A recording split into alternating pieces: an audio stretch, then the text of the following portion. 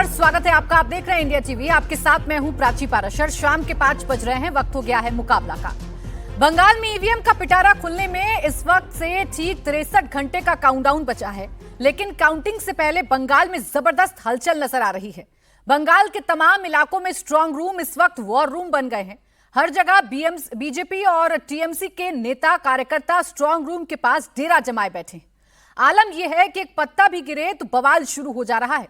कल रात तो खुद ममता बनर्जी स्ट्रांग रूम पहुंच गई, गड़बड़ी का आरोप लगाकर धरना दे दिया। लगभग 5 घंटे बाद वो वापस लौटी तो दूसरी तरफ बीजेपी के कई नेताओं ने भी अलग अलग जगह धरना प्रदर्शन किया। माहौल इसलिए भी टाइट है क्योंकि 4 मई से पहले एग्जिट पोल्स ने बंगाल से दीदी के एग्जिट होने का संकेत दे दिया है। ऐसे में टीएमसी कोई चूक नहीं चाहती और बीजेपी मोमेंटो बनाए रखना चाहती है। इन सब के बीच जीत के दावों की लंबी फहरिस्त है। तमाम नेता अपने अपने लिहाज से प्रेडिक्शन कर रहे हैं। बंगाल ही नहीं बल्कि यूपी और बिहार तक से भविष्यवाणियां हो रही हैं। लेकिन सवाल सिर्फ 4 मई का नहीं है, सवाल 4 मई के बाद के रोड मैप का भी है। मोदी विरोध में बनी इंडिया अलायंस का क्या होगा, इसके फ्यूचर का भी सवाल है। क्योंकि बंगाल में कांग्रेस दीदी को डेंट कर रही है, केरल में लेफ्ट से सत्ता छीन रही है। राहुल गांधी बंगाल में बीजेपी की जीत की भविष्यवाणी पहले ही कर चुके हैं और इसका बिल राहुल ने दीदी पर फाड़ा। अब अधीर रंजन चौधरी कह रहे हैं कि विपक्ष का वोट बिखर गया और बड़ा हिस्सा बीजेपी में चला गया।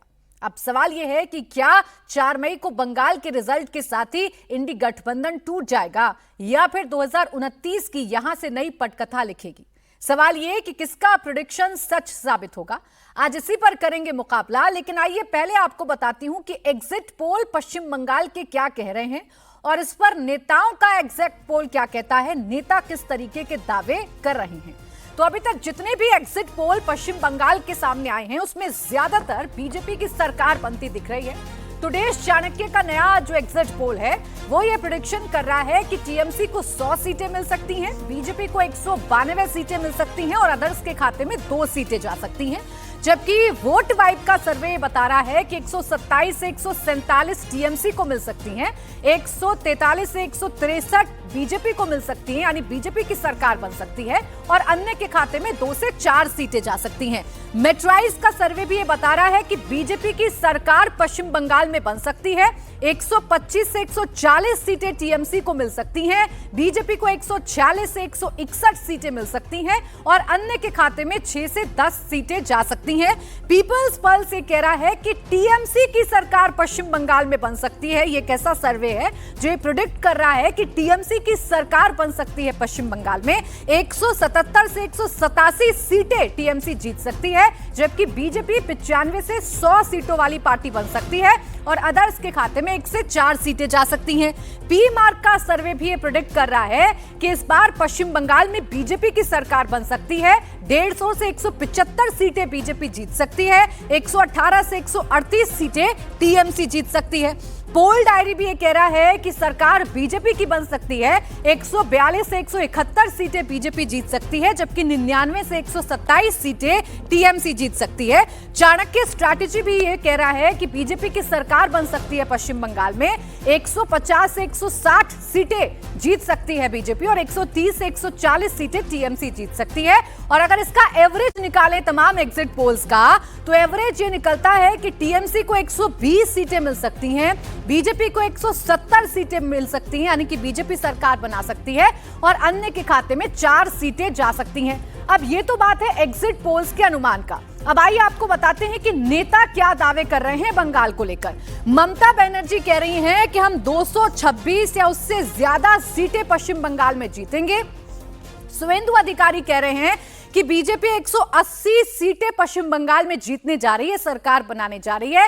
जबकि कांग्रेस ये कह रही है, अधीर रंजन चौधरी ये कह रहे हैं कि विपक्षी वोटों का बड़ा हिस्सा बीजेपी को मिल गया। यानी कि अधीर रंजन चौधरी ये कह रहे हैं कि अगर इंडिया अलायंस एक होकर चुनाव लड़ता तो शायद इंडिया अलायंस की सरकार बन सकती थी। इसके अलावा शमिक भट्टाचार्य कह रहे हैं, बीजेपी के नेता, कि चुनाव जनता वर्सेस ममता का हो गया था। अखिलेश यादव कह रहे हैं कि दीदी ऐतिहासिक वोट से जीतेंगी और तेजस्वी यादव ये कह रहे हैं कि दीदी जीतेंगी और 2029 में दिल्ली सरकार गिरेगी। जबकि राहुल गांधी ने दावा कर दिया था, मतदान से ठीक पहले दावा राहुल गांधी ने किया था कि ममता बनर्जी अपनी वजह से बीजेपी के लिए रास्ता खोल रही है। ममता बनर्जी की वजह से बीजेपी की स्थिति मजबूत नजर आ रही है। तो नेताओं के दावे आपने सुन लिए, एग्जिट पोल का अनुमान आपने जान लिया। अब इस पर किस तरीके से सियासत हो रही है काउंटिंग से जस्ट पहले, इस पर चर्चा करेंगे। हमारे साथ खास मेहमान जुड़ रहे हैं। शहजाद पूनावाला, प्रवक्ता भारतीय जनता पार्टी, स्टूडियो में मेरे साथ हैं। करण वर्मा, राजनीतिक विश्लेषक मेरे साथ हैं। और एहतेशामुल हक, नेता टीएमसी, हमारे साथ हैं। थोड़ी देर में हमारे साथ अनुराग भदौरिया भी जुड़ेंगे, समाजवादी पार्टी के प्रवक्ता। आप सभी का बहुत बहुत स्वागत है। शहजाद पूनावाला जी, आप इतने स्ट्रांग होकर भी 180 सीटों का प्रिडिक्शन रख रहे हैं, और जिनको आप इतना कमजोर बता रहे हैं पश्चिम बंगाल में, वो 226 से ज्यादा सीटें जीतने का दावा कर रही हैं। यानी बहुत बेकार भी परफॉर्मेंस रहा, तब भी आपसे आगे निकल जाएंगी ममता बनर्जी। प्राची जी, एक चीज तो कल मिस कर दिया आपने। कल ममता बनर्जी ने एक वीडियो बनाया जिसमें उन्होंने बोला मैं 300 सीट जीत रही हूं। तो ये डीडीडी इंपैक्ट हुआ है। डीडीडी पता है क्या है? डी से डिनायल, डी से डेल्यूजन और डी से ड्रामा। कल आपने ड्रामा देखा स्ट्रांग रूम के बाहर? मतलब इलेक्शन कमीशन ने बताकर वहां पर सेग्रीगेशन ऑफ वो वोटिंग बूथ कर रहे हैं, पोस्टल बैलेट, वो पहले से बताया था, एक दिन पहले से, पर उस पर ड्रामा इन्होंने कर दिया पूरा। फिर उसके बाद वो जिस प्रकार से वहां पर डिल्यूजन में है जब से एग्जिट पोल्स आए। अच्छा, एक फैक्टॉइड देना चाहता हूं, हालांकि 6:30 बजे तो चलते ही रहते हैं आपके यहाँ फैक्टॉइड्स, पर यह अभी भी दे देता हूं। 2 ऐसे पोल थे जो 2021 में राइट थे, एग्जिट पोल्स। एक था टुडेज चाणक्य, जिसने उस समय पर प्रेडिक्ट किया था टीएमसी जीत रही है, और एक था दैनिक भास्कर, जो उस समय उन्होंने प्रेडिक्ट किया था वो जीत रहे। इस बार दोनों ने प्रेडिक्ट किया बीजेपी जीत रही है। तो मैं बोलूं बाकी सारे एग्जिट पोल्स को अगर ना भी लेना हो, ये दोनों एग्जिट पोल्स जिन्होंने लास्ट टाइम राइट लिया था उसी से समझ जाइए। और इसके बाद देखिए क्या हो रहा है। आप देखिए कि फेज 1 और फेज 2 में 30 लाख नए वोटर्स एड ऑन हुए। जब भी बंगाल में इतना बड़ा जंप हुआ है वोटिंग में, मैं परसेंटेज टर्म की नहीं बोल रहा हूं, एब्सोल्यूट टर्म की बोल रहा हूं, तब इसका मतलब एंटी इनकमेंसी रहा है। 2011 में ये हमने देखा है। दूसरी बात मैं पूछना चाहता हूं, देखिए किस प्रकार के ये बातें कर रहे हैं। 300 सीट जीत रहे हैं, ममता बनर्जी ने बोला। परसों अभिषेक बनर्जी ने बोला कि सेंट्रल फोर्सेस ने एक बुजुर्ग व्यक्ति को मार दिया। वीडियो सामने आया, वो बुजुर्ग व्यक्ति जो है अपने आप बेचारे अनफॉर्चुनेटली गिर के मर गए। तो सारे बूथ के अंदर की वीडियो है। झूठ बोलना, ये कभी सीए के बारे में झूठ बोलना, वक्फ के बारे में झूठ बोलना। तो मैं आज एक मेजरिंग टेप लाया हूं। ये पिनोकियो जो था ना, पिनोकियो झूठ बोलता था, उसकी नाक बढ़ती थी। अब देखिए इधर पकड़िए, ये इतनी लंबी नाक हो गई टीएमसी की। ये टीएमसी अभी जो है, अब देखना, मैं आपको अभी बता के जा रहा हूं। ये अभी रात को एक नया एलिगेशन बोलेंगे ईवीएम जो है उसमें टेम्परिंग की जा रही है। फिर कल सुबह उठ के एक और नया एलिगेशन बोलेंगे कि अमित शाह जी ने सब कुछ झोलमाल कर दिया है। फिर वो बोलेंगे देखो मोदी जी हमको जो है वहां पे जीने नहीं देंगे। ये सारे एलिगेशंस करने वाले। लेकिन किस किस की नाक नापने लग जाएंगे आप? सिर्फ टीएमसी थोड़ी ना, यूपी से भी भविष्यवाणी हो रही है आपके खिलाफ, वहां बिहार से भी भविष्यवाणी हो रही है आपके खिलाफ, यहाँ दिल्ली से भी हो रही है। पूरा इंडिया अलायंस मिलकर ये कह रहा है कि आपकी हार तय है, दीदी मजबूत है, दीदी जीतेंगी और 2029 में आपके दांत खट्टे मैं आपको केवल एक और एग्जिट पोल का एक सैंपल देता हूं। एक तो निकोबार से आ गया हमारे पास वीडियो, राहुल जी का। उन्होंने तो बता दिया कि दीदी जा रही है, बीजेपी आ रही है। पर अगर उनको यकीन ना हो, कल्याण बनर्जी का एक वीडियो अभी सामने आया, उसमें वो होम मिनिस्टर को जल्लाद बोल रहे। वो बोल रहे होम मिनिस्टर को हम जो है गुंडे को मारेंगे।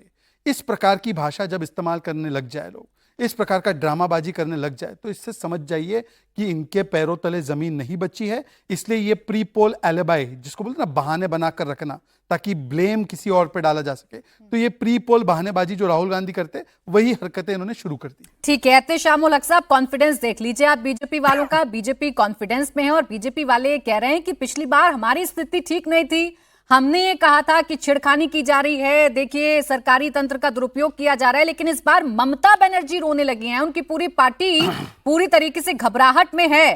तो ये पहले से ही पता चल रहा है कि आपने अपनी हार को देख लिया है आईने में, इसीलिए अभी से हार के बहाने ढूंढने शुरू कर दिए। देखिए प्राची जी, हम लोग हार का बहाना किसी कीमत पर नहीं है। हार हम लोगों के हक में नहीं है। हम लोग चौथी बार सरकार बनाने जा रही है, स्पष्ट रूप से समझ लिए। 4 तारीख का दिन होगा, दिन के दोपहर 2 बजे देखिएगा हम लोग चौका मार रहे हैं बॉन्डी। और जितने भी समझ लिए कि एनालिसिस किया हुआ है, ये सब धराशायी की तरह खत्म हो जाएगा। 7 एनालिसिस में समझ लिए कि जिस हिसाब से exit poll 5 Bharatiya Janata party को दिया जा रहा है, 2 हमें दिया जा रहा है। लेकिन हमने स्पष्ट रूप से, मैं इसको झूठा साबित करूंगा 4 तारीख को, और 230 सीट कम से कम हमारे पार्टी तृणमूल कांग्रेस लेके आ रही है। आपने अभी जिस हिसाब से आप सब हर लोगों का एग्जिट पोल दिखला रहे थे, तो आपके शब्द निकले टीएमसी 170, 187। तो आपने कहा ये कैसा एग्जिट पोल है। आपकी जबान से फिसली है अभी। नहीं, आप मैंने जो ऐसा बोल कुछ रहे नहीं थे, कहा इत्तेशामुल हक साहब। नहीं नहीं अभी नहीं, फिर आप अपने देखिए, शब्दों को, देखिए, आप अपने प्राची शब्दों जी, को, प्राची जी, आप अपने देखिए, शब्दों को प्लीज प्राची सर, जी, प्लीज सर मेरे मुंह में प्राची डालने जी, की चेक कर कोशिश लिया, ना करें। ये कैसा मैंने एग्जिट आपसे पोल है? कहा था कि ये आप- इकलौता ऐसा एग्जिट पोल है। मैंने जो कहा था मैं रिपीट कर देती हूँ, ये ऐसा एग्जिट पोल है, इकलौता एग्जिट पोल है जितने भी पोल्स ऑफ पोल में दिखा रही थी, जो ये प्रिडिक्ट कर रहा है कि ममता बनर्जी की सरकार बनने जा रही है। बाकी सारे के सारे प्रिडिक्ट कर रहे हैं कि बीजेपी की सरकार बन रही है। तो जब आप शब्दों से खेलने लगेंगे, बहाने ढूंढने लगेंगे, मेरे शब्दों को बहाना बनाएंगे, तो मौका मिलेगा ना बीजेपी को ये कहने का कि हार दिखने लगी है क्या आप लोगों को? देखिए प्राची जी, जो भी हम लोग बात कर रहे हैं, हर एक लोगों का बात रिकॉर्ड हो रहा है, तो आप बाद में चेक कर लीजिएगा। मैं आपको स्पष्ट रूप से कहना चाहता हूँ, हमारा इंडिविजुअल कोई बात नहीं है कि जो मैं आपसे तकरार करूं या प्रहार करूं। नहीं, लेकिन ये बात आई है इस वजह कर मैं आपको मुझसे दोहराया हूं। तकरार करना या मुझसे एक बात- प्रहार करना, जिनके साथ तकरार करनी है, जिनके साथ प्रहार करनी है, वो खड़े हैं यहाँ पर शहजाद पूनावाला जी, और कर ही रहे हैं आप लोग बिल्कुल, ग्राउंड बिल्कुल, पर। बिल्कुल और मैं ऐते जवाब शामुल देने हक के लिए साहब, खड़ा हूं। आप जो चौका लगाने के बिल्कुल लिए, आप जो चौका लगाने के लिए बॉल खेल रहे हैं ना, ऐसा ना हो अपनों के हाथों ही आप कैच आउट हो जाए। आपने सुना अधीर रंजन चौधरी जी का, चले मेरी भाषा को छोड़ दीजिए, मेरे शब्दों को छोड़ दीजिए, बीजेपी वालों को छोड़ दीजिए, इंडिया अलायंस की बात कर लूं। राहुल गांधी जी ने तो पहले ही प्रिडिक्ट कर दिया कि बीजेपी मजबूत है। अधीर रंजन चौधरी कह रहे हैं कि वोटों का बिखराव हो गया, तो इनकी बात मानूं कि ना मानूं? देखिए कौन क्या कह रहा है, मैं ध्यान नहीं बता रहा हूँ। नहीं, कौन मुझ क्या पर कह तो रहा बड़ा है, मैं ध्यान उनको दे रहे सुनना थे नहीं आप, चाहता। अब अपनों पर ध्यान नहीं बिल्कुल देंगे। नहीं, आपकी बात है। आप देखिए, आप एक चैनल इतना बड़ा अच्छा, आगे बढ़ते हैं सर, आगे बढ़ते हैं। पश्चिम बंगाल में आपका दावा क्या है, बताइए वो। 230 सीट कम से कम 4 तारीख को जो रिजल्ट होगा 2 बजे पूरा देश पूरा दुनिया देखेगा। हम लोग 230, इसलिए हमारी नेत्री ममता बनर्जी, सबका साथ मोदी जी बोलते हैं, लेकिन सबका साथ देने वाली पार्टी ममता बनर्जी है। इसलिए हम लोगों ने इतना काम किए, इतने विकास किए, इतने योजनाएं की हैं तमाम पश्चिम बंगाल के 10 करोड़ मतदाताओं के लिए, 10 करोड़ जनता के लिए, 10 करोड़ जनता के लिए। इसलिए हम लोग चौथी बार फिर से ममता बनर्जी की सरकार बनने जा रही है। इसमें हंसने की बात नहीं सजाद भाई। आप अब क्या कर सकते नहीं नहीं, वो आपकी बात का जवाब देंगे, वो आपकी बात का जवाब देंगे, लेकिन मैं लॉक कर देती हूँ सर, 230 सीटें आप जीत रहे हैं, और मैं उम्मीद करूंगी कि 4 मई को जब दोबारा आप मेरे साथ जुड़ेंगे तो ना ईवीएम की बात कहेंगे, ना ईवीएम का रोना रोएंगे, ना एसआईआर का रोना रोएंगे। जैसे भी नतीजे आएंगे आप एकदम खुशी खुशी उसे कबूल करेंगे। अब रही बात आपके दावों की, एक जवाब शहजाद जी आप दे दीजिए। एहतिशामुल हक साहब अभी भी कॉन्फिडेंट हैं, 230 सीटें जीत रहे हैं। छोड़ दीजिए राहुल गांधी, अधीर रंजन जी क्या कह रहे हैं, उनको फर्क नहीं पड़ता इस बात से। मैं केवल, चलिए दावों की बात है तो एक दावा अभिषेक बैनर्जी ने किया कि सेंट्रल फोर्सेस ने एक व्यक्ति को मार दिया। आप मुझे उस दावे के बारे में बता दो एहतिशाम जी। चलिए मेरा पूरा समय ले लीजिए। ये ट्वीट करके अभिषेक बैनर्जी ने बताया कि एक 82 ईयर ओल्ड व्यक्ति को वोटिंग के पहले मारा है और सेंट्रल फोर्सेस ने, और वो मर गए। अब उसके बारे में प्रमाण दे दीजिए आप। कल भी आपने ड्रामा किया है और कल पूरा क्लैरिफिकेशन आ गया कि जहां पर आप धरने पर बैठे थे, मुझे लगा यहाँ पे अभी इंडिया टीवी पे धरने पर बैठ जाओगे, वहां पे पहले 28 और 29 को आपके कैंडिडेट को ईमेल गया कि भाई ये सेग्रीगेशन ऑफ पोस्टल बैलेट होने वाला है, फिर भी ड्रामा। तो मुझे बताइए, जो 230 सीट जीत रहा है वो ऐसे ड्रामेबाजी नहीं करता। ये साइन ऑफ नर्वसनेस, और इसको बोलते हैं कि एलिबाई, एक्सक्यूज बनाना, और इंस्टीट्यूशन में एक जो है भ्रम पैदा कर देना। तो इसीलिए मैं कह रहा हूं आपसे, आप अभिषेक बैनर्जी के दावे का बता दीजिए, कैसे मारा सेंट्रल फोर्सेस ने, बता दीजिए एहतिशामुल हक जी। देखिए, जो घटना घटी है, 82 साल के जो वृद्धा थे वो सडनली वहां गिर गए और उसके बाद में उनका देहांत हो गया। तो वहां सेंट्रल फोर्स तो ऑलरेडी थे, वहां मौजूद थे सेंट्रल फोर्स। वहां सेंट्रल फोर्स की मौजूदगी में इस तरह का हुआ। अरे आपके नेता ने बोला मारा है उसको। हाँ, तो शक का दायरा आएगा, तो शक का दायरा आएगा तो किस पर आएगा? ये चुनाव आयोग का, और वहां कोई जितने भी सेंट्रल फोर्स थे उनकी जिम्मेदारी आएगी, उनके अंतर्गत आएगा। ये समझना होगा। जिम्मेदारी पूछिए ना, आप तो सीधे सीधे वर्डिक्ट दे रहे हैं, आप तो सीधे सीधे बता रहे हैं कि सेंट्रल फोर्सेस ने मारा था। लेकिन चले, आपने एक बात कही कि आपको किसी और से कोई फर्क नहीं पड़ता। अनुराग जी आ गए, उनको मैं चर्चा में ले आती हूँ। जाहिर बात है उनको तो फर्क पड़ेगा, वो तो जानते हैं राहुल गांधी जी की अहमियत क्या है, अधीर रंजन चौधरी जी की अहमियत क्या है। अनुराग भदौरिया जी भूल जाते हैं आज एग्जिट पोल्स को भी, भूल जाते हैं बीजेपी के दावे को, भूल जाते हैं कि टीएमसी क्या कह रही है या आप क्या कह रहे हैं। भाई आपके साथी इंडिया अलायंस में मजबूती के साथ खड़े आपके साथी ये दावा कर रहे हैं कि ममता बनर्जी कमजोर हो गई हैं और उसके पीछे ममता बनर्जी की नीतियां ही हैं। क्या होगा सर यहां से इंडिया अलायंस का फ्यूचर? देख, बिल्कुल मैं आपके सवाल का जवाब देता हूं। सबसे पहले तो एक हमारे साथी ने बोला कि वेस्ट बंगाल में क्या सिक्योरिटी फोर्स ने एक व्यक्ति को मारा। अब उसका तो मुझे पता नहीं, वो टीएमसी वाले जवाब दें। लेकिन हाँ, दिल्ली के अंदर में जरूर एक बिहारी बच्चे को दिल्ली पुलिस की गोली से उसकी मौत हो गई। इस पे क्या बताएंगे मुझे पता नहीं। दूसरा, इन्हीं के नेता एक सांसद वहां जाके कह रहे थे पश्चिम बंगाल में कि बिहार और यूपी के घरों में गुंडे पाए जाते हैं। ये बताइए, बिहार यूपी के घरों में गुंडे पाए जाते हैं क्या? हम लोग सब गुंडे हैं क्या? वो जाके वहां ये भाषण दे रहे थे और बिहारी को यहाँ गोली मार दी जाएगी और वहां पे कहेंगे हम सुशासन दे रहे हैं बिहार के अंदर में। तीसरा, भारतीय जनता पार्टी बची नहीं है, आपको पता नहीं है। पश्चिम बंगाल में भारतीय जनता पार्टी हो गई है टीएमसी युक्त भारतीय जनता पार्टी। देश के अंदर भारतीय जनता पार्टी हो गई विपक्ष युक्त भारतीय जनता पार्टी। इनको मुख्यमंत्री भी विपक्ष के लाके बनाने पड़ते हैं। अब इसके पहले हेमंत विश्व शर्मा जी थे, वो भी विपक्ष से ही आए थे ना। अभी देखो बिहार में जो मुख्यमंत्री बने वो भी विपक्ष से ही गए हैं। और अभी जहां जहां विपक्ष के पश्चिम बंगाल में जो इनके लीडर अपोजिशन है शुभेंदु अधिकारी, वो भी टीएमसी से आए हैं। तो सवाल इनके पास तो नेता ही नहीं है, तो नेता इंपोर्ट करते हैं ना। तो बीजेपी बची कहां है? बीजेपी तो इंपोर्टेड पार्टी बन चुकी है। उसका नाम रख दिया जाए विपक्ष युक्त बीजेपी तो ज्यादा अच्छा होगा। बीजेपी मत लीजिए तो ठीक है। दूसरी बात, ये किस मुंह से वोट वहां मांग रहे थे? ये तो वहां एक महिला जो सशक्तिकरण की प्रतीक है, जो लड़ रही थी, उसको हराने की कोशिश कर रहे थे। और महिला आरक्षण, यही महिला आरक्षण का विरोध करने वाले 33% रिजर्वेशन दे दीजिए थे ना। 543 सीटें थी तो उसमें 543 में 33% महिलाओं को दे देते तो कितना अच्छा रहता। आज 181 महिलाएं होती पार्लियामेंट के अंदर में, अपने भाग का बीजेपी फैसला वाले खुद करती। ममता तो बनर्जी पश्चिम को बंगाल हराने देखता की ना कोशिश कि कर वहां रहे हैं। ममता जी ने और आप कह 39%। एक बात आप कह दीजिए कि महिला विरोधी हैं, ये एक महिला को हराने की कोशिश कर रहे हैं, तो फिर कांग्रेस को क्या कहिएगा? कांग्रेस भी तो एक महिला को हराने की कोशिश कर रही है और वही कांग्रेस जो इंडिया अलायंस में आपके साथ है, यहाँ तो अपने ही अपनों के लिए गड्ढा खोद रहे हैं अनुराग जी। वही मैं तो वही तो कहना, टीएमसी ने महिलाओं को 39% महिलाएं सांसद हैं लोकसभा के अंदर में, और भारतीय जनता पार्टी की कितनी 12.9%। तो महिला सशक्तिकरण कौन कर रहा है? दीदी कर रही है। दीदी ने महिलाओं को आगे ला दिया। रिजर्वेशन नहीं है पार्लियामेंट के अंदर, अभी इन्होंने लागू किया, लेकिन उसके बावजूद भी उन्होंने 39% महिलाओं को पार्लियामेंट के अंदर भेजा। और समाजवादी पार्टी ने हमारे पास 37 है, 37 में 5 है, माने 13.5% हमने भेजा है। तो इनके पास क्या है? अनुराग जी, अपने बीच में आपसे सवाल करूंगी तो आदतन आप नाराज होंगे, आप गुस्सा होंगे और इस पूरे डिबेट को आप अनुराग भदौरिया वर्सेस प्राची बना देंगे। लेकिन आपने एक बार भी मेरे सवाल का जवाब नहीं दिया। मैं 2 मिनट से इंतजार कर रही हूं कि अनुराग भदौरिया साहब जो मैंने सवाल उनसे पूछा था उसका जवाब देने की कोशिश करेंगे, लेकिन नहीं। पहले आपको आसान सवाल हल करने हैं और मुश्किल सवालों को छोड़ देना है। सवाल पूछिए। मैंने आपसे सवाल ये पूछा, इंडिया अलायंस का फ्यूचर क्या है? इंडिया अलायंस तो आपस में ही लड़ रहा है ना, और इंडिया अलायंस के नेता ही ये दावा कर रहे हैं कि ममता बनर्जी कमजोर हो गई, वोटों का बिखराव हो गया।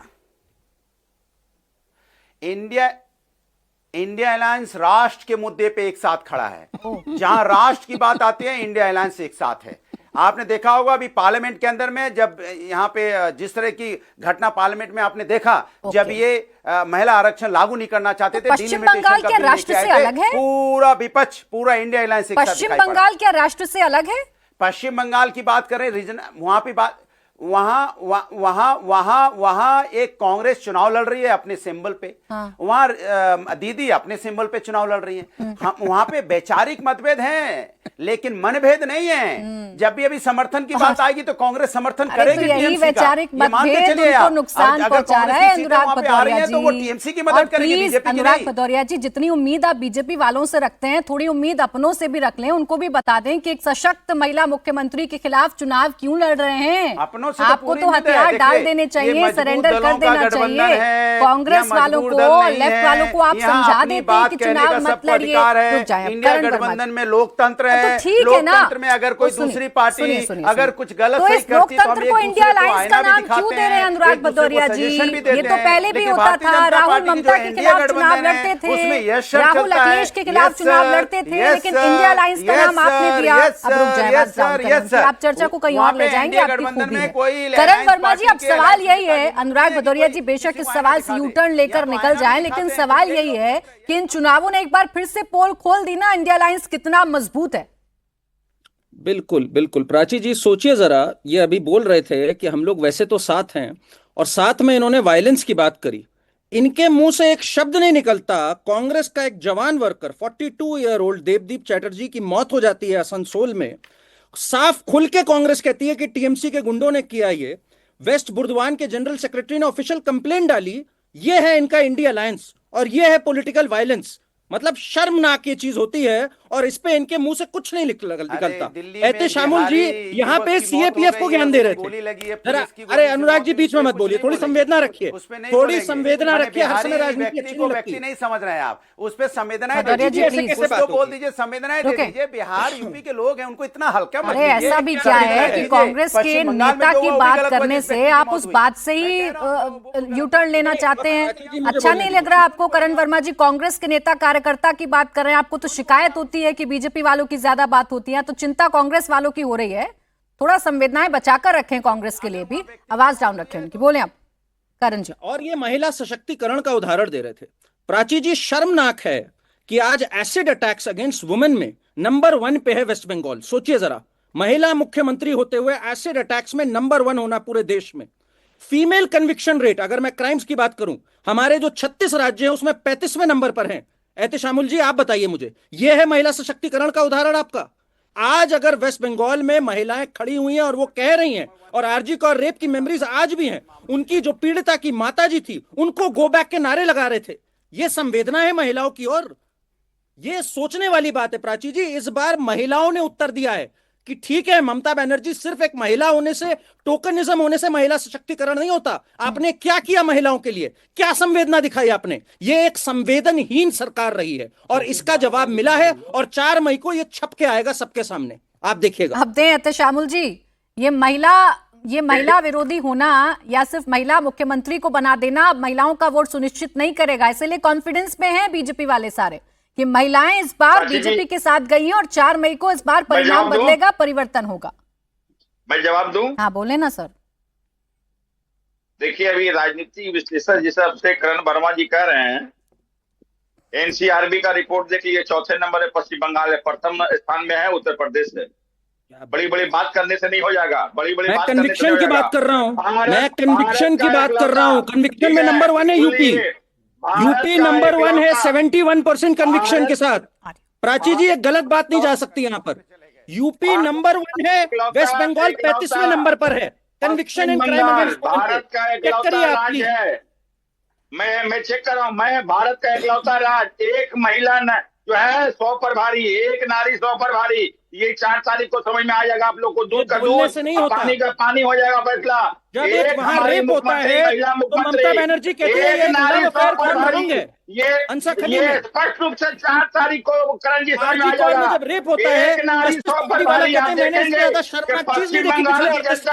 चले ठीक है, 4 तारीख का इंतजार तो हम कर ही रहे हैं। 4 तारीख का इंतजार तो हम कर ही रहे हैं एहतेशामुल साहब, तो इंतजार करें ना 4 तारीख का। उससे पहले हो हंगामा करेंगे, उससे पहले वो हंगामा करेंगे और बार बार कहेंगे कि आपकी ईवीएम के साथ खिलवाड़ हो रहा है, छेड़खानी हो रही है, तो सवाल पूछे जाएंगे कि इतनी हड़बड़ाहट क्यों है आप लोगों में। अच्छा चले सुन, बात नहीं आ रही अभी, ईवीएम का कोई बात नहीं आ रही, ईवीएम का बात सडनली आप कर रहे हैं, ईवीएम का कोई बात नहीं आ रही है। नहीं, स्ट्रांग रूम में क्या रखा रहता है फिर?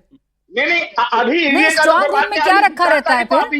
नहीं, स्ट्रांग रूम में क्या पार्टी के कागजात रखे रहते हैं? नहीं, स्ट्रांग रूम में है नहीं। अभी तो हम लोग डिबेट उस पर नहीं कर रहे हैं। अरे सरकार बनेगी उस पर डिबेट हो रही है। हाँ तो इस पर आप अरे एहतेशामुल हक जी सिंक आउट क्यों हैं आप? 4 मई को लेकर जब इतने कॉन्फिडेंट हैं तो सिंक आउट मत होइए।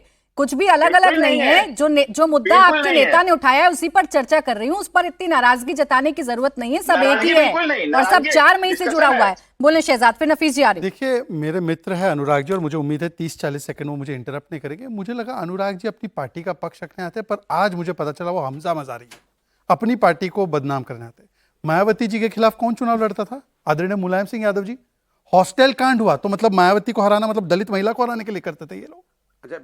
मतलब ये तर्क अगर दे रहे हैं, अच्छा सुनिए, पूरा सुनिए, अब हमजा पूरा सुनो, हमजा पूरा सुनो। मैंने आपके बीच में नहीं बोला अनुराग, मैंने आपके बीच में नहीं बोला, पूरी कर्टेसी रखिए। दूसरी बात, आरजी कर विक्टिम की माताजी को हमने टिकट दिया है, टीएमसी ने उनके खिलाफ कैंडिडेट डाला है, तो as per Anurag Bhadauria they are the most anti woman party.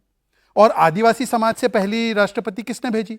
आदरणीय नरेंद्र मोदी जी की सरकार ने, और उनके खिलाफ इन्होंने कैंडिडेट खड़ा किया। तो सबसे बड़ा आदिवासी विरोधी कौन हुआ? एज पर अनुराग जी ऐसा मत कीजिए। अखिलेश जी मुझे बोलते जब मिलते कार्यक्रम में कि अनुराग को समझाओ, मेरी पार्टी को एक्सपोज करके आते, मत करो ऐसा। अच्छा दूसरी बात, अरे कहाँ सुन लो अनुराग जी आ रहे। अच्छा मैं आज मेजरिंग टेप तो लेकर आया अनुराग, मैं दूरबीन लाना भूल गया।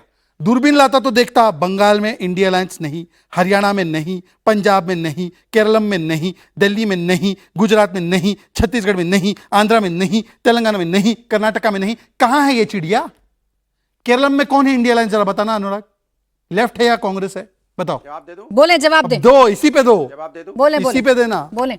जवाब दे। हाँ। इन्होंने महिला सशक्तिकरण की बात करी तो मैं इनको याद दिला दूं, श्रीमती पूजा पाल जब चुनाव लड़ रही थी, समाजवादी पार्टी उनको सम्मान दिलाने के लिए विधानसभा लड़ा रही थी। भारतीय जनता पार्टी सस्पेंड और निकाला किसने? पूरी ताकत के साथ सारे नेता हराने में लगे थे, लेकिन समाजवादी पार्टी के कार्यकर्ताओं उन्होंने जिताया और आपने निकाला, सम्मान दिलाया। ये समाजवादी पार्टी है। समाजवादी पार्टी ने हमेशा, अभी लास्ट में आपने पूजा पाल को निकाल दिया। बहन जी के साथ मिलकर लड़े थे और बहन जी ने क्या बोला था कि श्री अखिलेश यादव जी बहुत अच्छे व्यक्ति हैं, वो हमेशा महिलाओं का सम्मान करते हैं, उनका जब भी कोई बात हुई है तो जब वो राजनीति में जब से आए हैं हम किसी प्रकार का कोई अन्याय नहीं हुआ। पूजा पाल कहां है आज वो बताओ। तो आप जिनकी बात कर रहे हैं उनकी बात कर रहा हूं, उनके साथ मिलकर पूजा पाल कहां है वो बता दो। पूजा पाल बोला ना आपने, पूजा पाल कहां है? वाले लोग हैं और आप क्या कर रहे हो? आप क्या कर रहे हो? ये हमजा मजारी है, अंकिता ये भंडारी समाजवादी पार्टी का हमजा मजारी है। आपसे पूछा जाएगा हाथरस की फिर बेटी से के इन्होंने बारे में समाजवादी को ही बताइए तो एक्सपोज चुप्पी साध किया है। जाओगे। आपसे पूछेंगे गाजीपुर की बेटी के बारे में तो चुप्पी साध जाओगे। आपसे पूछेंगे लखीमपुर की बेटी के बारे में अन्याय हुआ तो चुप्पी साध जाओगे। आप उन्नाव की बेटी के बारे में चुप्पी साध जाओगे। आप जिस तरह की बच्चियों पर जब अन्याय होता है तो आप boys will be boys party, हमको समझाइए। हमारा चरित्र नहीं है, इसलिए हमने से बोला कि अंकिता भंडारी का नाम लेते ही आपको सांप सूंघ जाएगा। और जो जिलाध्यक्ष ने जो वीडियो वायरल हुआ था उसमें मुझे बोलने की जरूरत नहीं है महिला ने क्या बोला था। थोड़ी शर्म करो। अनुराग भदौरिया जी बिल्कुल ठीक है ना, आपकी बात सारी ठीक है, पूजा पाल जी लेकिन जो शहजाद आपसे कह रहे थे, पूजा पाल कहां है? जो शहजाद आपसे कह रहे थे, आप उसी लाइन पर क्यों चल रहे हैं? आप अपनी पार्टी को क्यों एक्सपोज करने पूजा पाल हैं? जिस पूजा पाल का आपने उदाहरण दिया वो अभी कहां है अनुराग भदौरिया जी? क्योंकि अतीक के ऊपर बोला तो निकाल दिया। किसने सम्मान दिलाया? अभी कहां है पूजा पाल? समाजवादी पार्टी ने। पूजा पाल कहां है? सम्मान दिलाया समाजवादी पार्टी ने। पूजा पाल कहां है? आज वो बीजेपी में चलेंगी, बात दूसरी है। अरे तो बीजेपी में है ना जिनको नहीं, मैं अरे आज गई है ना, आज गई है कि क्यों कोई अपनी कोई लालच होती है। तो अखिलेश जी का फोन आ रहा है, बंद करो, बंद होते हैं आज चलेगी, लेकिन उनको विधायक किसने बनाया? कभी कभी जब गोल गोल जलेबी बनाते हैं ना तो खुद का पैर फंस जाता है और फिर जोर से धड़ाम गिरते हैं। अनुराग भदौरिया जी कभी कभी जब गोल गोल लच्छेदार बातें करते हैं तो खुद का पैर जो है उसमें फंस जाता है और जोर से गिरते हैं धड़ाम। मेरी बात सुने अनुराग भदौरिया, एक और बात थी, मुझे पता था ये आने वाला है। मैं अभी बस सोच ही रही थी कि अनुराग भदौरिया जी का फेवरेट डायलॉग क्यों नहीं आया, वो आ गया। अब रुक जाएं, नफीस जी को भी चर्चा में लेकर आना है। आपको दिक्कत ये है ना, मायावती के खिलाफ आप चुनाव लड़े तो आप महिला सम्मान करते हैं, वही कांग्रेस अगर यहाँ पर ममता बनर्जी के खिलाफ लड़े तो वो महिलाओं का सम्मान करते हैं, लेकिन बीजेपी वाले अगर लड़ जाएं तो ये महिलाओं के खिलाफ हो जाता है। ये है आपके दोहरे मापदंड, ये आप सुनेंगे नहीं और आपके कानों में सवाल जाएगा नहीं। इसलिए मुझे नफीस जी के पास जाना है। नफीस जी आप कहां हैं भाई इन चुनावों में? चुनावों से पहले इतनी बड़ी बड़ी बातें की, कहां हैं आप? मैडम देखिए, पश्चिम बंगाल में हमने 294 सीटों पर तो चुनाव लड़ा है। हमने सिर्फ 11 सीटों पर ही फोकस किया, वहीं पर चुनाव लड़ा है और हमारा मुद्दा वहां का विकास था। वहां पर फैक्ट्रीज नहीं है, उसके बारे में हमने बात की। घर घर जाकर हमने प्रचार किया, लोगों को समझाया कि वहां पर हेल्थ क्राइसिस है, जॉब क्राइसिस है, पलायन का बहुत बड़ा मसला है। तो हमारा नाम तो 294 में आएगा, अदर्स में आएगा, लेकिन हमें उम्मीद है कि पश्चिम बंगाल में एमआईएम के लिए बेहतरी हो। लेकिन बीजेपी नेता से मेरा एक सवाल जरूर है कि आरजीकर मामले में आपने पीड़ित महिला के मां को आपने टिकट दिया, वो उसे इंसाफ नहीं कहते। अब भी उस बलात्कारी को फांसी की सजा नहीं हुई, जब तक उसे फांसी नहीं मिल जाती आप उसे इंसाफ का नाम नहीं दे सकते। और आप महिला सशक्तिकरण की बात मत कीजिए। बिल्किस बानो के साथ जिन लोगों ने दुष्कर्म किया, आपके पार्टी के नेताओं ने उन्हें मंच में बैठने के लिए जगह दी है। तो आज पूरे देश में जितने बलात्कारी है ना, वो बीजेपी को देखकर अपना सीना चौड़ा करते हैं कि बलात्कारियों को बीजेपी मंच में जगह देती है। आप कैसे बात कर रहे हैं बलात्कारियों के खिलाफ? आप बोल नहीं सकते। आप बलात्कारियों को आप पेरोल देते हैं, उत्तर प्रदेश में भी आसाराम बापू को भी और आपके कुलदीप सिंह सेंगर को भी। आप कैसे बात कर रहे हैं आप? तो ये बात बहुत क्लियर कीजिए कि टिकट देने से इंसाफ नहीं होता है। जिसने बलात्कार किया है, जिसने दुष्कर्म किया, उसको फांसी चढ़ाने से इंसाफ मिलता है। इस पर आपका स्टैंड क्या है? क्योंकि पूरे जो पश्चिम बंगाल में जो मुद्दा था वो आरजीकर के आसपास था। तो आपकी सरकार ने किया क्या? शहजाद बताएंगे, जवाब शहजाद देंगे, लेकिन आप मुझे बताएं आप कहां हैं? अभी आपने अपने आप को आदर्श में गिना, मैं मिस कर गई सर आपकी बात। आप आदर्श में गिन रहे थे अपने आप को? मैडम हमने तो 11 सीटों पर चुनाव लड़ा, तो ओपिनियन पोल और एग्जिट पोल है, हमारा नाम कैसे आए? हम बहुत लिमिटेड सीटों पर चुनाव लड़ते हैं मैडम। बिहार में भी हमने ऐसे ही किया है। जिनको लगता है एमआईएम इनविजिबल है, बिहार इलेक्शन से उनको सबक लेना चाहिए। ठीक है। और हमने घर घर जाकर पूरे विधानसभा में बड़े अच्छे से काम किया। नहीं, लोगों बिहार को में आपके समझाया साथ कि किसी को हुमायूं हराना, कबीर किसी को नाम का जिताना, शख्स नहीं था ना। आप बर्बाद। बिहार में नहीं, आपने सर, वो गलती देखिए, नहीं मैडम, की जो मैडम, आपने पश्चिम बंगाल में मैडम, कर दी। मैडम, आप जो हुमायूं गुब्बारा कबीर ने लेकर जब आए बाबरी थे मस्जिद चुनाव का, से पहले ही हवा निकल गई ना। नहीं मैडम, हाँ। पश्चिम बंगाल में हमारा मुद्दा कभी बाबरी मस्जिद था ही नहीं। पश्चिम बंगाल के मुर्शिदाबाद और मालदा में अरे तो फिर हमारा किसके संगठन पिछले 10 नफीस सालों से काम कर जी, रहा है। इतना पिछली बार भी यह इतना मुद्दा बदलेंगे ममता अभी मोदी 4 हो में गया, आते आते ना इस बार जाने भी क्या मामला कहने लग ममता जाएंगे मोदी हो आप, गया। क्या इतना कर सकते हैं बदलेंगे। इसमें? मुझे याद है वो मैडम, प्रेस हम कहाँ बदल रहे कॉन्फ्रेंस, हैं? मुझे याद है वो प्रेस कॉन्फ्रेंस जो आपने अपने गठबंधन के दौरान की थी। हुमायूं कबीर सेंटर में बैठे थे, बाबरी मस्जिद की चर्चा हो रही थी। तो बाबरी मस्जिद अगर गठबंधन के सेंटर में नहीं था तो हुमायूं कबीर को क्यों लेकर आए साथ? अपनी थोड़ी बहुत जो मैडम, जमीन थी वो भी खो दी हुमायूं आपने कबीर चुनाव जी से ने जो पहले। बाबरी मस्जिद के नाम की पॉलिटिक्स की, उसके बाद लाखों मुसलमान उनके पीछे खड़े हुए थे। ठीक, बोले मुस्लिम शहजाद। वोट इधर उधर ना बिखरे, इसलिए हमने अलायंस किया। जैसे ही पता चला उनका लेकिन ताल्लुक अब वो बीजेपी से, मुस्लिम हमने वोट अलायंस आपके तोड़ दिया। पास भी नहीं गया ना। अलायंस होता है, अलायंस होता है, मैडम, गलती ये गलती तो तो बड़ी हो गई बात नहीं नफीस है। जी, माने ना माने, मैं गलती पहले तो हो गई। कोई गलती नहीं है। अब आज मैडम, तक पश्चिम बंगाल में टेक्निकली रुक जाना एक प्लीज। एक बात बता दूं, नफीस जी की पार्टी अदर्स में नहीं आएगी, ब्रदर्स में आएगी, ब्रदरहुड। वो ब्रदरहुड का जो कॉलम बनेगा, कांग्रेस, एमआईएम, आईएसएफ, देखो कितना हमारे मुस्कुरा रहे। मुस्लिम ब्रदरहुड सुन के ही इतना कान से कान तक एकदम वाइड स्माइल आ गई, एकदम फोटोग्राफिक स्माइल आ गई। वाह भाई, देखो यही मैं कह रहा हूं, ये वो ब्रदरहुड वाले कॉलम में आएंगे। सुन लो ना भाई, बीच में क्यों इतना बोलिए। जितनी सीट नहीं है उससे ज्यादा आपको यहाँ पे टाइम मिल रहा है। सुनिए, अब ऐसा आपकी है भी एक कि टाइम महिला है, सशक्तिकरण के दो यहाँ पे पुरोधा, एक है अनुराग जी और एक है नफीस। नफीस बताना, यूसीसी पे स्टैंड, विमेन रिजर्वेशन पे स्टैंड, 3 तलाक पे स्टैंड और शाहबानू पे स्टैंड, बताओ। और वो पूजा पाल को निकालने वाले, क्योंकि अतीक अहमद पे बोला, वो बॉयज विल बी बॉयज वाले जो अब आजम खान क्या कमेंट किए थे जया प्रदा के ऊपर मैं बोलना नहीं चाहता, वो महिला सशक्तिकरण के पहले चैंपियन और ये दूसरे चैंपियन। बिल्किस बानो के बलात्कारी को स्टेज में क्यों जगह दी? अरे इसके बारे में बिल्किस कुछ बानू नहीं के बोल रहे। बलात्कारी का विषय गुजरात में आरजीकर उठाओ आप, जिसने बलात्कार यूसीसी किया, पे उसको बताओ आपने बताओ, क्यों नहीं चलो। चलाया अभी तक? नहीं, आरजीकर के बलात्कारी के ऊपर में जो मामला चल रहा है वो आपके हाथ में, आपके सरकार के हाथ में। आपने उसे अभी तक फांसी क्यों नहीं चलाया? कैसे हमारे हाथ में? कोर्ट में है वो मामला, मामला कोर्ट में है, फांसी पे सरकार नहीं चढ़ाती। इसीलिए तो देश में यही बलात्कार हो रहा है। समस्या है ना, ये शरिया के इसीलिए बाहर ही तो नहीं निकल पा रहा बोल रहे है। हैं कोर्ट में। शरिया नहीं है अरे यहाँ, शरिया की कोई संविधान बात ही है। नहीं है। एक व्यक्ति ने बलात्कार किया है, वो जेल में है, अच्छा अभी तक वो ठीक, फांसी नहीं नफीस मिला। जी, आप बोल रहे हैं नफीस हमने जी, पीड़ितों को टिकट दिया, ये नफीस कैसे जी, हो सकता है? नफीस जी, ये मैं तो बस इंसाफ इतना कैसे है? जानना मैं तो चाह रही हूँ, सिंपल अब 10 वो साल विक्टिम को मेहनत। टिकट देने के खिलाफ है, बोल रहे विक्टिम को मैं टिकट खिलाफ कैसे दे नहीं दिया हूँ। आपने? वो ये है वो इनकी justify- मानसिकता, मैं उसको ये justify है नहीं इनकी कर रहा हूँ। मानसिकता। इनकी मैं जमात बात चाहती कर रहा हूँ है इंसाफ कि की। आरजी कर, संदेश खाली, इंसाफ दुर्गापुर, टिकट किसी देने को में न्याय ना मिले। इंसाफ बलात्कारियों को फांसी अच्छा रुक दिलाने जाए में, ये नफीस जी, बता फिर रहा हूं बाकी मेहमान के पास ये जा रही हूँ। गंदी आप तो राजनीति सवाल कर रहे सुन हो। लें। आप अनुराग भदौरिया जी के बराबर में विंडो में हैं, उनके जैसा तो कम से कम बिहेव ना करें। मेरा सवाल तो सुन लें। मैं बस इतना आपसे पूछ रही थी, 10 साल मेहनत करने के बाद 11 सीट पर कैंडिडेट उतार पाए, 200 सीट पर उतारने के लिए 200 साल लग जाएंगे क्या आपको?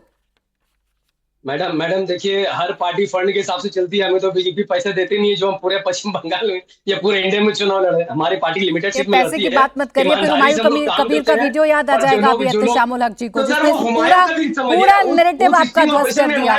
हुमायूं कबीर याद आ जाएगा अनुराग जी और एहतेशामुल हक साहब को। 10,000 करोड़ की बात हो रही है और आप कह रहे पैसे नहीं मिलते। खैर ठीक है, करण वर्मा से क्या करना है? जी। ओके डन, बोले करण वर्मा जी। प्राची जी, नफीस जी ने भी क्या आर्य कहा अनुराग कि हम घर घर गए, हमने लोगों से बात करी, पर देखिए लोग नहीं सुनते इनकी। ये तो बोलते हैं, लोग इनकी नहीं सुनते। इसकी एक वजह है, रिजल्ट आ गया क्या? पैसा नहीं होता, हर चीज पैसा नहीं होता है, विश्वसनीयता भी होती है। अभी ये ज्ञान दे रहे थे शहजाद पूनावाला जी को महिला सशक्तिकरण पे। अब एक ऑफिशियल बात करते हैं। वुमेन रिजर्वेशन का जो अभी 2023 का बिल आया था, प्राची जी, केवल 2 सांसद थे पूरे लोकसभा में जिन्होंने इसके विरुद्ध वोट किया। कौन थे वो 2? असदुद्दीन ओवैसी और इम्तियाज जलील।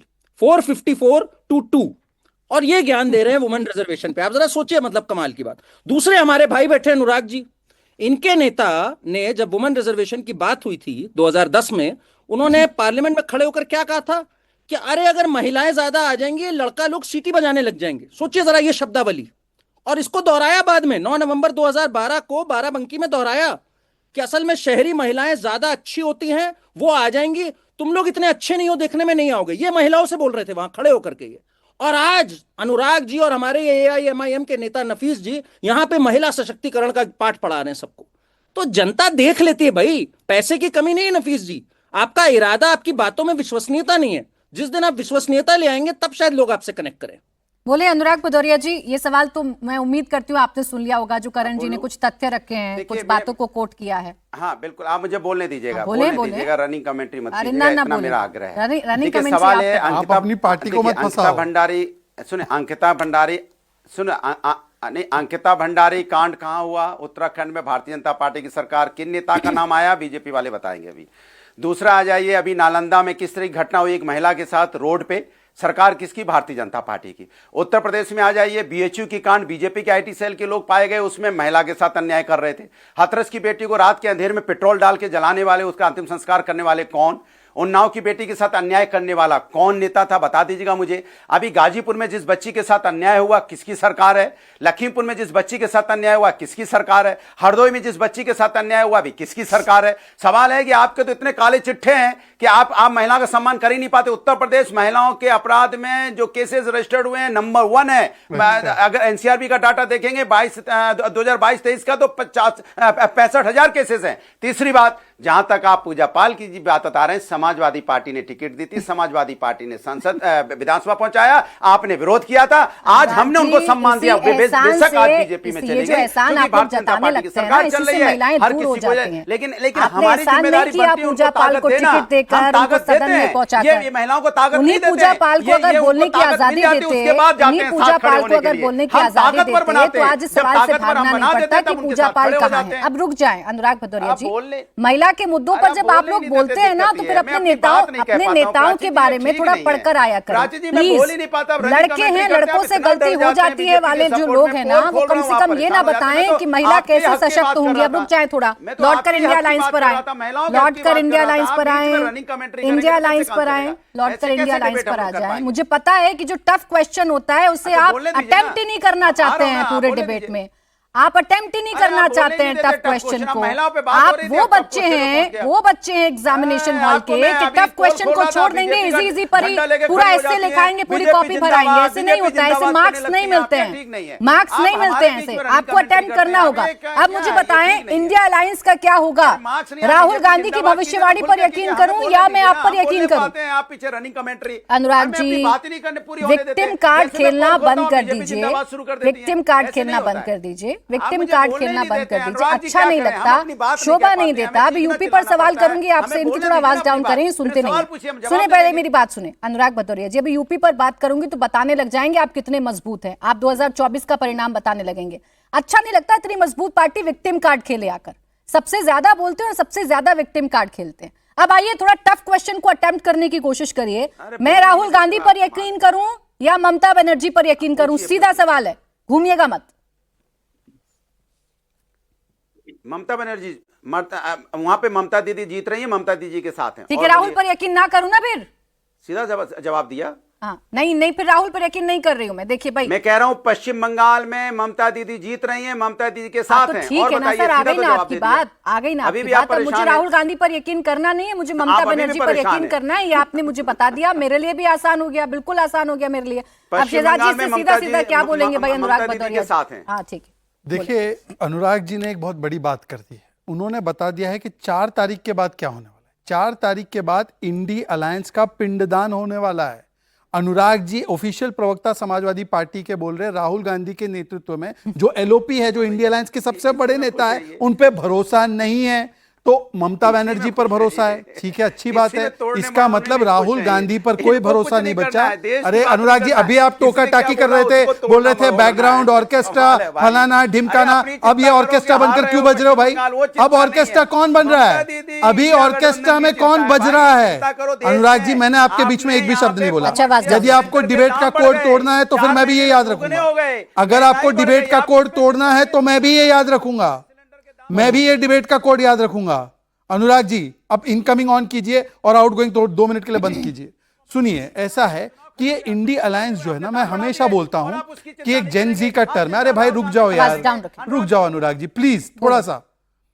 ये इसको बोलते हैं सिचुएशनशिप। सिचुएशनशिप पे अनूप जैन ने बहुत सारे गाने भी बनाए।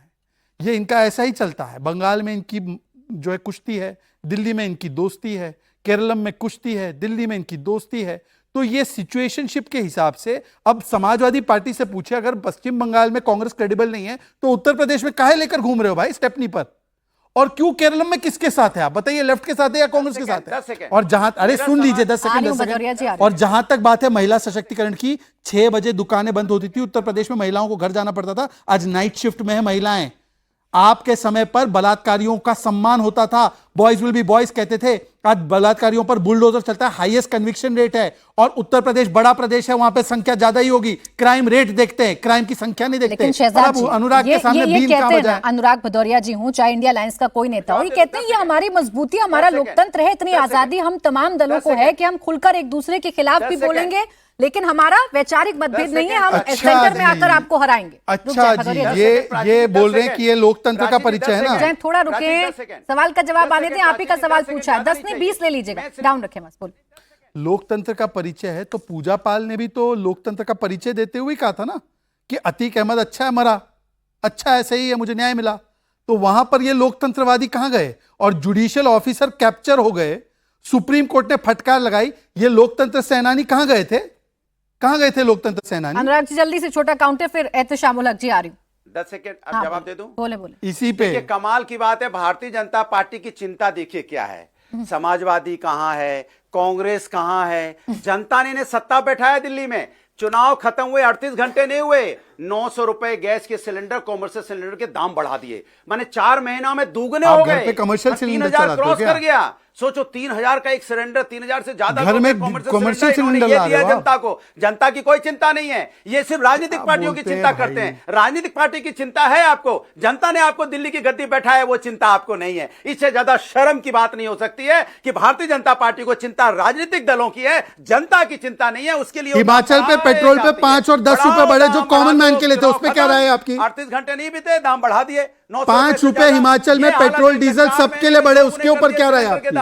कॉमर्शियल सिलेंडर के दाम, अरे कॉमर्शियल सिलेंडर वाले मालिक, डोमेस्टिक कंज्यूमर के लिए 5 रुपए बढ़े हिमाचल में, उस पर कुछ बोलेंगे? जनता कैसे जिएगी आपने कभी सोचा है? अरे जनता कमर्शियल सिलेंडर लेकर नहीं खाना बनाती, ये कहां से इनको पकड़ के लाए भाई आज डिबेट में? उजाए रखते हो, ये समाजवादी, ये कांग्रेस, अच्छा, रुके। ये फलानी, ये अब रुक जाए अनुराग भदौरिया जी। अनुराग भदौरिया जी, आपको अच्छा लगता है कि जब आपकी एक लाइन को पकड़ के पूरे डिबेट में चर्चा होती है, तो आपने एक अच्छी बात कही थी। मैं एहतेशामुल हक जी से जवाब लेती हूँ।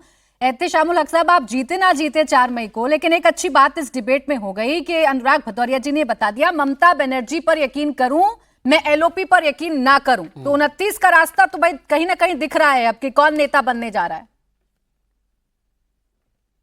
देखिए, जीते और ना जीते वाली बात तो होनी नहीं चाहिए। जीते बोलिए, ममता बनर्जी चौथी बार जीत रही, ये बात बोलना होगा स्पष्ट रूप से प्राची जी। नहीं सर, मैंने ईवीएम में जीते झांक कर ना नहीं जीते देखा है वाला ना। बात ही नहीं है। मेरी दूरदर्शिता इतनी नहीं है कि मैं झांक करके ईवीएम नहीं को देखा यहाँ तो बैठे बैठे आपसे पढ़ लूं। मैं तो आप आपसे- लोग पढ़ते हैं, आपसे जब 5 तक बजे ईवीएम का नहीं डिबेट खुलेगा है मैं तो यार। ऐसे ही आप पूछूंगी ना- आपसे। क्यों पता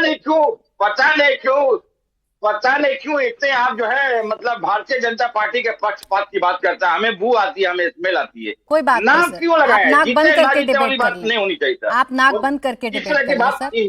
अब आपको बू आती है, हाँ, मैं आपको नाक बंद स्मेल आती है, करके- मैं इससे कुछ अभी नहीं कर हमारे- सकती। आप अभी आए हमारे हैं, साथ- आपको मेरे सवालों का जवाब देना होगा। अब रुक जाए, मेरे- मैंने आपके सवाल का, आपने मैं मुझसे कहा शहजाद ये भाई बात से- नहीं होनी चाहिए, तो मैं आप मुझ पे नहीं थोप सकते ना सर।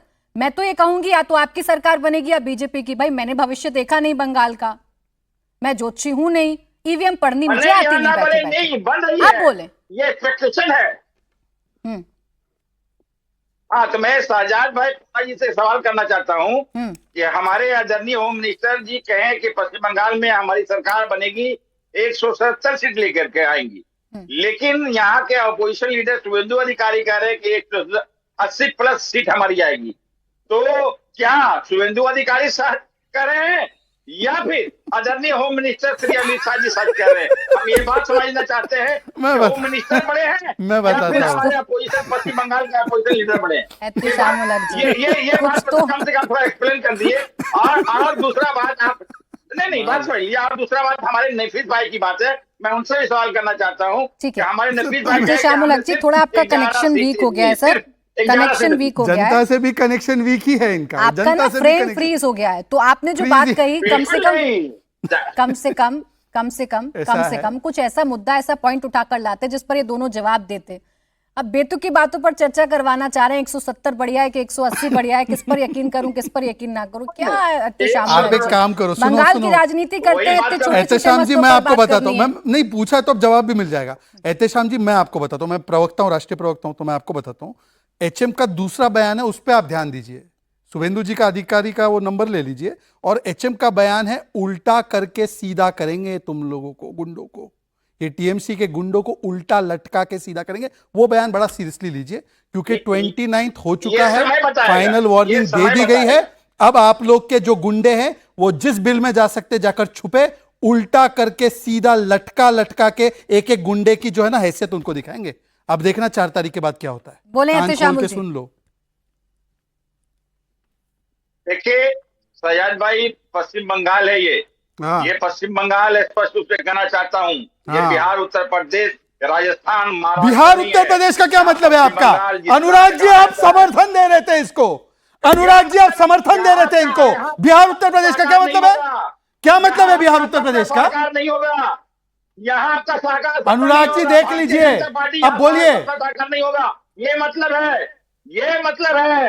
भारतीय जनता पार्टी का सपना साकार। अनुराग जी, ये उत्तर प्रदेश का अपमान। ममता बनर्जी का सिर्फ राज चलता है। अच्छा, इस पे अनुराग जी बोलेंगे, लेकिन एहतेशामुल हक साहब अपने प्रदेश की बात करिए, लेकिन किसी और प्रदेश को डिमीन मत करिए। वहां How की dare जनता you भी say this? जनता होती है, तो ऐसे शब्दों का इस्तेमाल ना करें सर, प्लीज ऐसे शब्दों को वापस लीजिए, ऐसे शब्दों को वापस लीजिए। उत्तर प्रदेश और बिहार से आपका क्या मतलब? वहां की जनता भी जनता होती है, और वही जनता चुनकर अपने नेता को भेजती है सदन के अंदर, तो उनके विवेक पर सवाल खड़ा करने का अधिकार आपको नहीं है। पश्चिम बंगाल की बात करें वो ज्यादा बेहतर है। अनुराग जी, यही फिर भी ये देखिए बचाएंगे, क्या हो रहा है, ये फिर भी बचाएंगे। अनुराग, मैं बोल लूं, देखिए सवाल यह है कि भारतीय जनता पार्टी के एक सांसद ने जब ये बोला कि यूपी बिहार के अरे घर में डिबेट की बात करो गुंडे रहते अनुराग। हैं हर घर में, तो मेरा सवाल यह है, क्या यूपी बिहार के हर घर में गुंडे रहते हैं? बताएं। अरे भारतीय भाई, जनता तुम्हारे पार्टी के सामने प्रवक्ता बोला यहाँ पे। टीएमसी के बताएं, व्यक्ति ने। वो मेंबर ऑफ पार्लियामेंट को निकालेंगे कि नहीं पार्टी से निकालेंगे? टीएमसी के यूपी व्यक्ति बिहार ने के अंदर सामने गुंडे बोला, रहते हैं, इस पे मैं स्टैंड पूछना लीजिए। चाहता हूं, साफ शब्दों में उसने बोला है कि हर घर में गुंडे रहते हैं। अब निकालिए पार्टी से ऐसे सांसद को, पार्टी के सांसद में मत रखिए। यूपी बिहार देख रहा है, देखेगा कि जिस यूपी बिहार को बदनाम कर रहा था मेंबर ऑफ पार्लियामेंट, आपने उसको एक शब्द नहीं बोला कि वो गलत किया। उसने बोलो, उसने गलत किया, दीदी से नाता बोलिए उसने गलत तोड़ेंगे, किया, बोलो उसने ममता गलत दीदी किया। से कांग्रेस से जवाब नाता नहीं है, अब आप तोड़ेंगे। बचाने लगे उनको, अरे सुन लीजिए, बचाने लगे उनको। ममता बोलो गलत बनर्जी, किया, ममता बोलो गलत बनर्जी, किया, बोलो ममता गलत किया। उस बनर्जी आदमी ने, उस और सांसद ने ममता गलत किया। बनर्जी बोले और बीजेपी के मल्लिकार्जुन प्रवक्ता। खड़गे साहब, अरे अनुराग जी जो को छोड़िए, पहले भी बीजेपी सवाल खड़े प्रवक्ता से कर बुलवाइए, चुके बचाइए हैं, क्या मत। उनसे नाता उसको कवर तोड़ेंगे? फाइल मत दीजिए, ऐसे नहीं पहले होती ना बुलवाइए चर्चा, उनसे कि ऐसे नहीं गलत होती, किया। तरीका नहीं है, आपके शो पे- ये आपका तरीका नहीं है। ना ना ना, तरीका नहीं होता। अनुराग भदौरिया जी, ये तरीका लाइव नहीं शो है। पे- यहाँ पर धमकाने के लाइव अंदाज में आ शो जाएंगे पे- आप लाइव उनसे शो पे- सवाल पूछे ना, अपनी लाइबिलिटी क्यों खो देते हैं? 5 सेकंड, करें। 5 बता रही सेकंड, हो, बहुत जल्दी से। 5 मुझे बोलने नहीं दे रहे हैं। लाइव आप शो नहीं, आप पर मुझसे मैं सवाल 5 पूछ सेकंड रहे थे, लेना मैं चाहूंगा, सवाल क्योंकि पूछ रहा उत्तर हूं ना। प्रदेश बिहार में मैं ये सवाल चैनल पूछ बहुत रहा हूं। देखा जाता है। आपके सांसद बीजेपी बोले तो प्रवक्ता ठीक। को अधिकार है। मैं बता रहा हूं ना आपको, मैं तो कह रहा हूं कि हमारे सांसद का वीडियो और बयान दिखा दीजिए इनके अभी, सांसद बोलेंगे, पर यहां पर आप लाइव बोल बोला रहे है। अब मैंने आपके बीच में नहीं बोला अनुराग, दिस इज नॉट फेयर। दिखा मैं दीजिए। स्टूडियो में मैं गलत इस्तेमाल नहीं करता स्टूडियो ने का। दिखा तो अब दीजिए सुन ना, लीजिए। वीडियो दिखा नहीं, दीजिए, अब चलवाइए ये वीडियो। आप दिखाइए, अपने समय पर दिखाइए, मुझे अपनी बात कहने दीजिए। लाइव शो नहीं, में वीडियो पहली बार चलवाइए ना, नहीं, सांसद ने क्या बोला, प्लीज मैं चलाइए रिक्वेस्ट वीडियो, कर रहा हूं, इंडिया चलाइए टीवी से मेरी वीडियो। आवाज आने दे। चलाइए पूरा ये देश तरीका देखिए। नहीं हो सकता डिबेट का। मैं स्टूडियो में सांसद रहकर भी सांसद मर्यादा का पालन एक करता हूं, संवैधानिक ये पद पे ठीक बैठा तरीका हुआ नहीं व्यक्ति, है। जो सांसद स्टूडियो है, में जो होकर भी सांसद मैं मर्यादा अपनी का बात कह रहा पालन है, करता हूं, सांसद ये का तरीका वीडियो ठीक नहीं, ठीक मेरी है, बात आपकी जानी आवाज एकदम की नहीं आ रही, बोलो चाहिए। चलिए। मैं बार बार कह रहा हूं, टीएमसी ने पहली बार नहीं, इससे पहले भी सागरिका घोष, ममता बनर्जी ने उत्तर प्रदेश बिहार के लोगों को गालियां दी आर यू हैं। करण जी? आज लाइव ये हुआ है, तब भी उत्तर प्रदेश में जिसका जनाधार है वो पार्टी स्टैंड ना ले, वो पार्टी स्टैंड ना ले। ये क्या तरीका है भाई अनुराग? पूछ रहा हूं, जब आप कुछ दे रहे हो, मतलब अपने सांसद के बारे में चलो, नहीं चलो, बोलोगे। करण क्या जी। उत्तर प्रदेश में भारतीय जनता पार्टी की अनुराग जी सरकार ठीक है है, और वहां अनुराग जी से ठीक वो है। सांसद वो इस तरह की वीडियो बात मांग कर रहे रहा है। हैं, बता दो वीडियो भाई। मैं आपको समय दे रही हूँ, सांसद वीडियो का दिखा नाम दीजिए। बता दीजिए और इनको वीडियो दिखा दीजिए। दूध का दूध, पानी का पानी करें, एक्सपोज करें इनको। आपको 2 मिनट का समय दे रही हूँ, आप कहेंगे तो एक्सटेंड कर दूंगी अपना रवि शो, अगर आप किशन, वीडियो रवि दिखा किशन, रवि देंगे। किशन, बोले नाम करण बोल रहा वर्मा हूं। जी, आवाज रवि डालो। अब किशन, रवि वहां से रवि प्रॉम्प्ट किशन हो रहा है, बोला, रवि किशन बोलो, रवि किशन बोलो। अरे भाई बोला शू है। हो जाओगे, मैं तो किसी ये के कह चक्कर रहा में क्रिमिनल केस हो जाएगा। बोले करण जी, बोले। मैं तो ये कह रहा हूं शहजाद जी से कि आपको अचरज क्यों हो रहा है? ये तो हर बार समाजवादी पार्टी ने किया है। दयानिधि मारन जो डीएमके का एमपी था, उसने खुला ये कहा था कि ये जो हिंदी स्पीकर आते हैं यूपी से और बिहार से, ये टॉयलेट क्लीनर होते हैं बस हमारे यहाँ। ये शब्द बोले, उसके बाद Akhilesh ji my brother Stalin करते हुए थकते नहीं है। तो समाजवादी पार्टी को तो कभी भी इस बात का वो रही ही नहीं कभी कि यूपी की बेइज्जती हो रही है, यूपी का तिरस्कार हो रहा है। तो हमें तो अचरज होना ही नहीं चाहिए। इसके तो कितने उदाहरण हैं। कितनी बार क्या क्या कहा गया है। तो आपके अगर लाइव शो पे आज ये होता है, यूपी की जनता को जरूर ध्यान से ये देखना चाहिए। इन्होंने कभी भी यूपी के आदर की, सम्मान की कभी कोई चिंता नहीं करी और दूसरों को ज्ञान देते फिरते हैं। आज अनुराग जी को बोलना चाहिए यहां पर कि हम टीएमसी डीएमके जैसी पार्टियों के साथ नहीं खड़े होते। हिंदी को जो गाली देते हैं, हमारे यूपी वालों को जो कहते हैं, हिम्मत है अनुराग जी? अब इस पे बोलिएगा अनुराग लेकिन जी। करण जी वो बोलेंगे, वो तब बोलेंगे जब बीजेपी वाले कहें कि हम अपने सांसद पर कार्रवाई अरे करेंगे। कौन सा शर्तों सांसद के बताए, साथ नाम है। तो बताए कोई, वीडियो तो दिखाए कोई। मतलब कुछ भी ये इमेजिन करेंगे और मैं उस पर जवाब देता फिरूं। और जो बयान आपके शो पे हुआ, डीएमके के अनेकों बयान, उस पर कुछ नहीं बोलेंगे। ये अनुराग भदौरिया का डबल स्टैंडर्ड। अच्छा रुके करण जी, मैं आपसे जानना चाह रही हूँ, आवाज डाउन रखें। रवि किशन का बयान सुना, करण जी वो बयान उनका ना शर्तों के साथ आता है। बीजेपी करेगी तो हम करेंगे, तो पहले बीजेपी से पूछा जाए। नहीं, तो स्पष्टता से सामने रखे ना बयान। मैं तो तारीख के साथ बता रहा हूं आपको। 24 दिसंबर 2023 को दयानिधि मारन ने खुल के बात कही, उस पर डबल डाउन किया। ठीक, बोले अनुराग अभी जी। आपके शो में देखा, ये बताया ना कौन सा बयान है, सामने चलाए उस बयान को। चला दें अनुराग जी, शुरू करिए। देखिए भारतीय जनता पार्टी के, देखो भारतीय जनता पार्टी के पास जवाब नहीं होता तो पता क्या कहती है, फलाने ने ये बोला था, ढिकाने ने ये बोला था, उन्होंने ये बोला था। मुझे पूरा विश्वास है कि बिहार और उत्तर प्रदेश के बारे में गलत बोलने की हिम्मत किसी की भी नहीं। अरे बोला और जो आपके लोग सामने। उत्तर प्रदेश और बिहार के बारे में गलत बोलते हैं, उनका हम कतई समर्थन नहीं करते। अभी किया। लेकिन Bharatiya Janata Court party balance। बताए कि उनके नेता ने जो बोला वो सही या अरे गलत। कौन से इससे नेता जवाब ने? भारतीय जनता ये पार्टी अभी नहीं बोला देगी, है। हमसे सवाल पूछ रही है, लेकिन अपना जवाब देने को तैयार नहीं है। किसने बोला, कब ओके बोला, सर, मेरे कहां पास बोला, इतना ही पूरी वक्त था, दुनिया लेकिन में ये है, प्रूव हो लेकिन गया उनको अनुराग पता जी कि आपकी इनकमिंग सच में बंद रहती है। आपके बराबर में बैठे हैं टीएमसी के नेता, वो नहीं सुनाई दिया। इतिहास आपको ज्यादा याद रहता है। खैर, इतना ही वक्त था। बहुत शुक्रिया आप सभी का हमारे साथ आज की इस चर्चा में जुड़ने के लिए।